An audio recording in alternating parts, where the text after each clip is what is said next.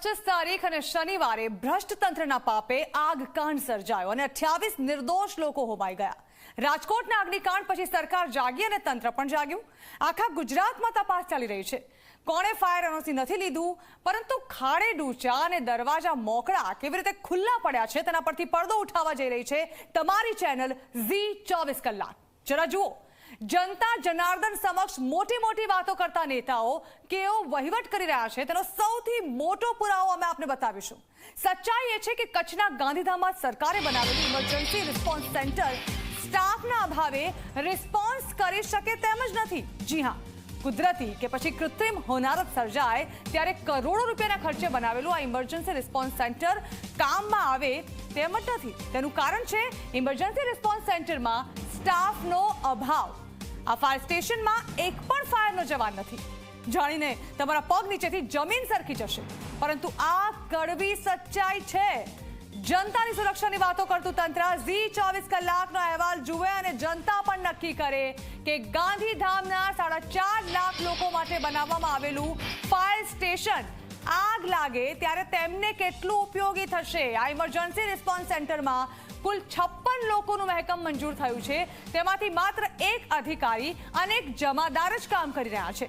બાકી ફાયરની ગાડીઓ ચલાવવા માટે 3 ડ્રાઈવરની નોકરી કરી રહ્યા છે।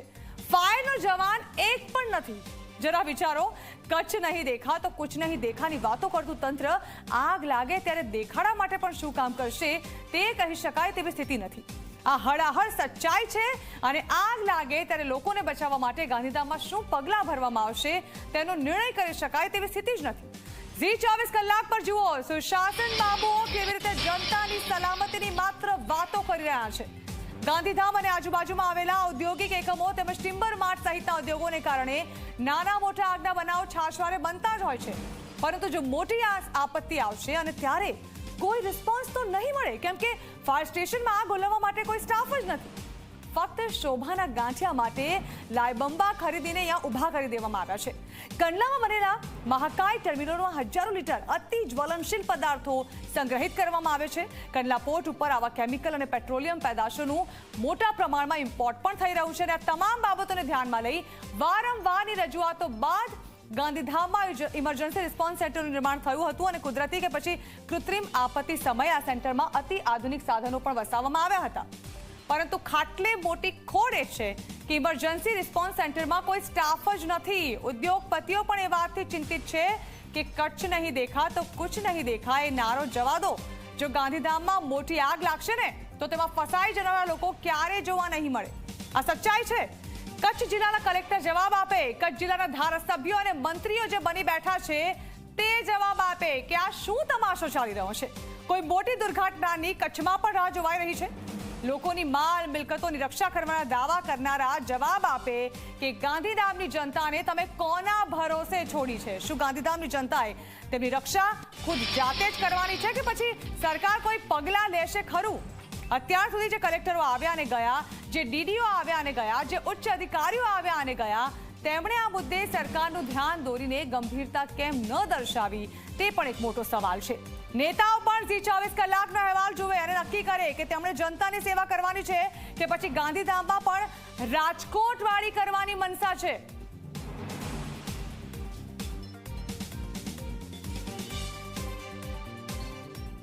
સાહેબ, અમારું ઇમરજન્સી રિસ્પોન્સ સેન્ટર ગાંધીધામ ખાતે 56 જણાનું મકામ આવેલું છે, મંજૂર થયેલું મકામ છે, જેનામાંથી અત્યારે 5 કર્મચારીઓ સેવા બજાવી રહ્યા છે। અમારી ફાયરમેનની તો 30 જગ્યા મંજૂર થયેલી છે, પણ અત્યારે અમારી પાસે ફાયરમેનની જગ્યાઓ ખાલી છે। અમારી અહીંયા હાલ કોલ આવે છે તો અમારો જે 5 જણાનો સ્ટાફ છે એમાં એક મારો સ્ટેશન ઓફિસરનો છે ચાર્જ, બીજા 4 ડ્રાઈવર છે, તો અમે એ રીતે મેનેજ કરી અને કોઈ પણ ભોગે કામ કરવા જતા હોઈએ છીએ।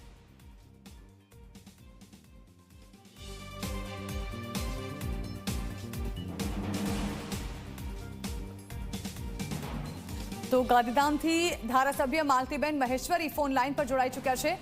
માલતીબેન, કોઈ વ્યવસ્થા જ નથી? રાજકોટમાં આટલી મોટી હોનારત થઈ છે.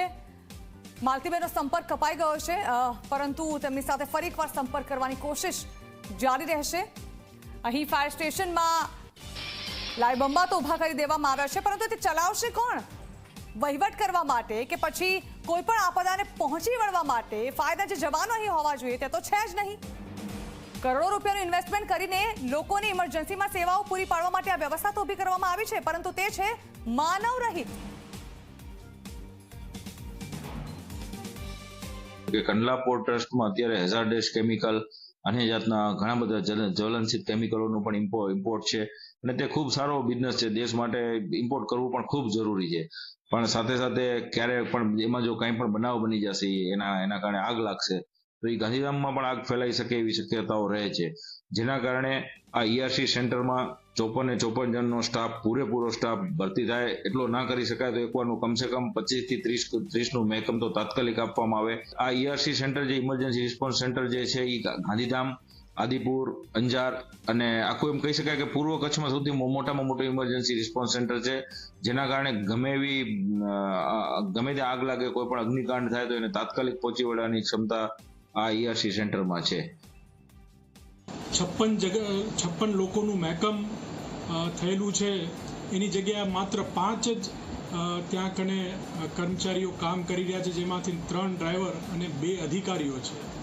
આજે ગાંધીધામ જેવી જગ્યા જ્યાં કને કંડલા પોર્ટ જેવું મોટું બંદર આવેલું છે, જ્યાં કને અતિ સંવેદનશીલ પદાર્થો અહીંયા કને મોટા ટેન્ક ફાર્મમાં સ્ટોર થઈ રહ્યા છે, અહીંયા કને ટિમ્બરની ઇન્ડસ્ટ્રી આવેલી છે કે જ્યાં કને આવા બનાવ બનવાના ખૂબ મોટા ચાન્સીસ કહી શકાય એવી આ જગ્યા જ્યારે આવેલી છે, ત્યાં કને એ વિસ્તારમાં આવી રીતની માત્ર આટલા 56ની મેકઅપમાં માત્ર 5 જ કર્મચારીઓ ત્યાં કને, એમાં 3 ડ્રાઈવર અને 2 અધિકારીઓ, એ ખરેખર દુર્ભાગ્યપૂર્ણ છે. રાજ્ય સરકારે એના ઉપર ખાસ ધ્યાન દેવાની જરૂર છે. રાજ્ય સરકાર દ્વારા કચ્છમાં અને ખાસ કરીને ગાંધીધામમાં કોઈ કુદરતી કે કૃત્રિમ આપત્તિ આવે તો તેના માટે કરોડોના રૂપિયાના ખર્ચે ઇમરજન્સી રિસ્પોન્સ સેન્ટર બનાવ્યો છે. આપ જોઈ રહ્યા છો કે અહીંયા ઇમરજન્સી રિસ્પોન્સ સેન્ટરની અંદર કરોડોના રૂપિયાના ખર્ચે અદ્યતન સામગ્રી, સાધન સામગ્રી મૂકવામાં આવી છે, અદ્યતન સંકુલ બનાવવામાં આવ્યું છે.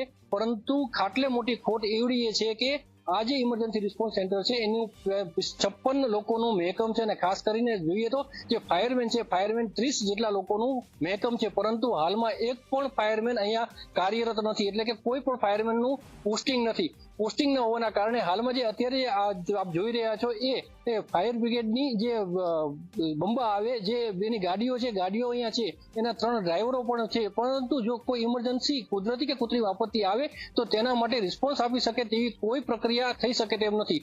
હાલમાં જે અહીંના અધિકારી છે, અધિકારીની સાથે વાત કરતા તેમણે જણાવ્યું કે કોઈ એવી ઇમરજન્સી આવે તો કોલ આવે તો અમે કામ કરીએ છીએ, પરંતુ કામ કરશે કારણ કે કોઈ મોટી આપત્તિ આવશે તો આજે ગાડીઓ છે અને જે સાધન સામગ્રી છે એની સામે કોઈ જ કર્મચારી ન હોવાના કારણે આ જે છે એ શોભાના ગાંઠિયારૂપ બની ગયું છે. કોઈ રિસ્પોન્સ આપી શકે તેવું નથી. નિધિરેશ રાવત, ગાંધીધામ. કહેવાય કે ઇમરજન્સી રિસ્પોન્સ